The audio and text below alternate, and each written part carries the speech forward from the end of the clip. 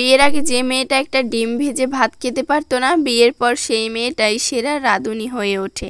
আসসালামু আলাইকুম এভরিওয়ান, কেমন আছেন সবাই? আশা করি সবাই ভালো আছেন। আল্লাহর রহমতে আমরাও ভালো আছি। প্রতিদিনের মতো আজকেও একটি ডেলি ব্লগ নিয়ে চলে আসলাম আপনাদের মাঝে। কোনো মেয়ে বিয়ের আগে কাজ করে না, কাজ করলেও যদি সেটা করে ঠেকায় পড়ে।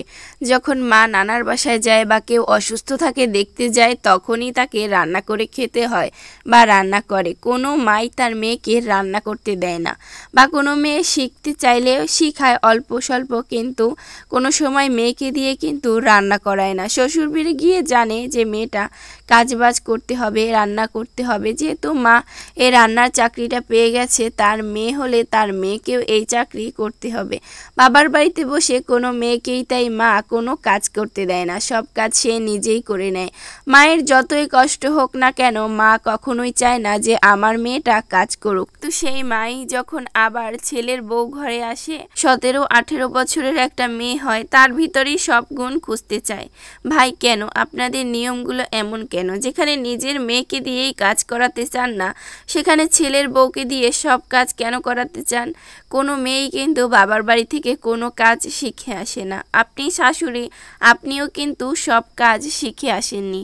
আপনিও কিন্তু কারো মেয়ে ছিলেন, খুব শখের মেয়ে, খুব আদরের। কোনো বাবাই চায় না তার মেয়েকে বিয়ে দিতে, পরের ঘরে দিতে, কিন্তু সে আবার নিজেই যে নিজের স্ত্রীকে বাপের বাড়ি রাখতে চায় না। নিয়মগুলো খুব অদ্ভুত, তাই না? যে মেয়েটা বাবার বাড়ি থেকে কোনো কাজ শিখে আসে না, শ্বশুর বাড়ি আসলে আস্তে আস্তে ধীরে ধীরে সব কাজগুলোই শিখে নেয় এবং খুব ভালো ভালো রান্না করার চেষ্টা করে, যাতে করে তার হাজবেন্ড, তারপর শ্বশুরবাড়ির সবাই তার রান্না খেয়ে প্রশংসা করবে। কিন্তু সেই জায়গায় কি করে, কিছু কিছু পুরুষ মানুষ আছে যে রান্নার প্রশংসা তো করেই না, আরও বলে এরকম হয়নি, ওরকম হয়নি।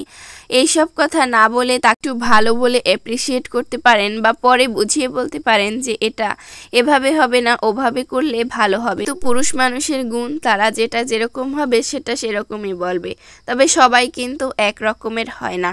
এই তো অনেক কথা বলে ফেলেছি। কথা বলতে বলতে পোলাও রান্না করে নিয়েছি, তারপরে একটু রোস্ট রান্না করে নিয়েছি ঘরোয়া মশলা দিয়ে। ঘরে যে মশলাগুলো ছিল ওগুলো দিয়ে রোস্ট রান্না করেছিলাম, অনেক মজা হয়েছিল।